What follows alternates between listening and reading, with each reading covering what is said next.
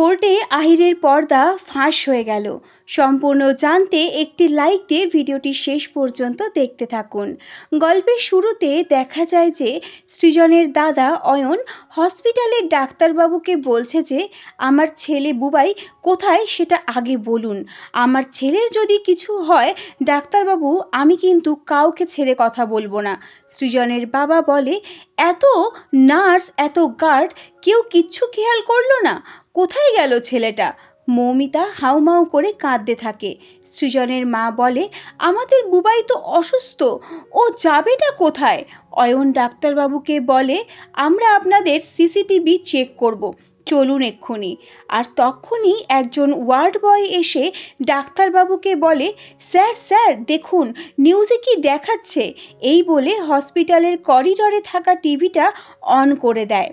টিভিতে দেখা যায় নিউজ চ্যানেলে পর্ণার বস নিউজে বলছে, এই মুহূর্তের বড় খবর হলো অ্যাক্সিডেন্ট কাণ্ডের অন্যতম ভিকটিম অর্ক দত্ত হাইকোর্টে পৌঁছে গেছে দোষীকে শনাক্ত করার জন্য, সাক্ষী দেওয়ার জন্য। এটা শুনে অয়ন আর মৌমিতা অবাক হয়ে যায়।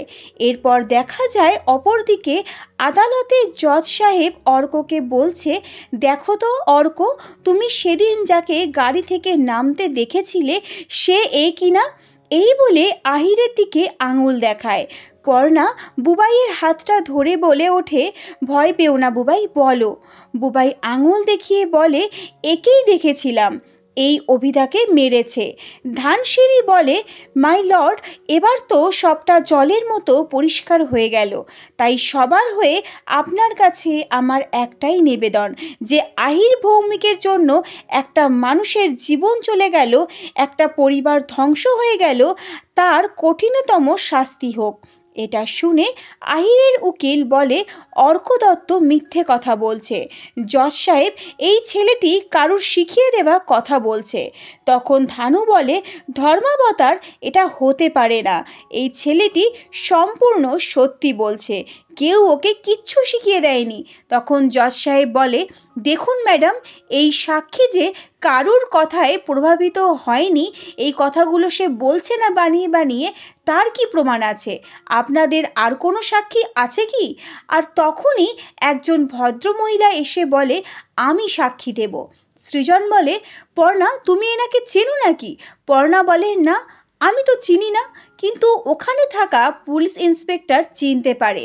উনি মনে মনে বলে, এই মহিলা তো হসপিটালের সেই নার্সটা, আমি ভাবতে পারিনি ও এখানে অবধি চলে আসবে। তো বন্ধুরা, এই হলো নতুন পর্বের আপডেট। পরবর্তী আপডেট পেতে প্লিজ আমাদের চ্যানেলটিকে সাবস্ক্রাইব করে পাশে থাকবেন। দেখা হচ্ছে পরবর্তী পর্বে। ধন্যবাদ।